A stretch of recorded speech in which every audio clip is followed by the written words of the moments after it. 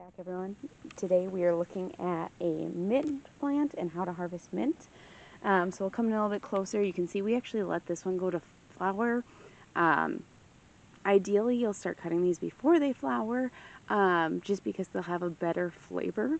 However, they still do taste pretty good if you want to enjoy these nice purple flowers, which we like to do. They will still have a strong mint flavor at the end of that. So some great things about mint are it will grow just about everywhere. We planted just a couple of seeds a year ago, and we've trampled it down since then, and you can see how well this one is doing, and it is actually spread over here as well. So mint is one you need to be careful with. It makes it perfect for a container garden. In the yard it can spread like crazy, as you can see from we did not plant this much and it spread like that. But where it is now, we like it as ground cover, and we use a lot of mint, so it's great. But be careful if you're planting it in your garden, because it will spread. It spreads by runners. But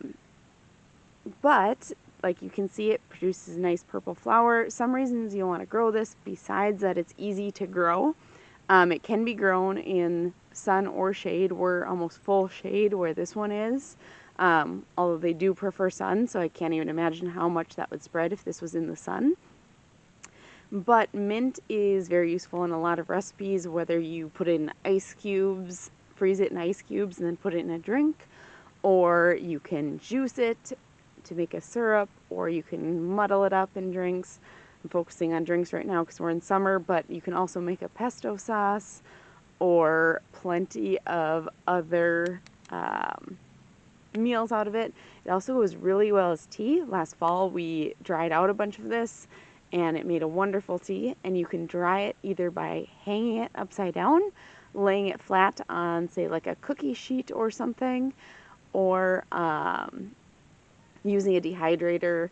Follow your dehydrator settings, but it should be somewhere around 100 degrees for about 6 hours. Now that we have that, let's come in and harvest it. So there's a few ways you can harvest it. First off, you can obviously come in and pick like one leaf as we need it. So I need one leaf, I picked a leaf. Not often that you're going to need a leaf, but you can come in and pick a few as you need them. Another way that I would kind of recommend, if you want to prevent the spread of this a little bit too, is to actually come in, and I might pick one that has fewer flowers on it, just because we do like having those. So if we come over to this side here, you can see this one, and you'll want to actually come in and follow this one all the way to the ground here and cut it off about 1 inch from the ground. And then you're left with this sprig. Like I said, you can hang it upside down to dry, or pull the leaves off and dry them, or use them fresh. This is great for bad breath. You can just chew on this. It's very fragrant, so you can make a potpourri. There's just a ton of uses for mint. But you'll just want to come in and cut a bunch of these down to about 1 inch from the ground. You should be able to continue harvesting this most of the summer, because it'll continue growing back. So like this one plant, if you want to call it one plant here, you could harvest 3 or 4 times throughout the summer. Obviously you want to leave some so that it can continue growing, so I wouldn't cut more than 60% of the plant. You can thin it out by about half, and that would be a lot of mint at one time, but it'll come back very quickly. And again, the more fragrant leaves are the smaller ones, as well as the ones that have not bloomed yet. So this one's in bloom, it'll be a little less flavorful. We always do that. It still packs a punch. Over here you can see this one has not bloomed yet. So ideally we would come in here and thin this one out and then dehydrate it. If you have more questions, feel free to comment below.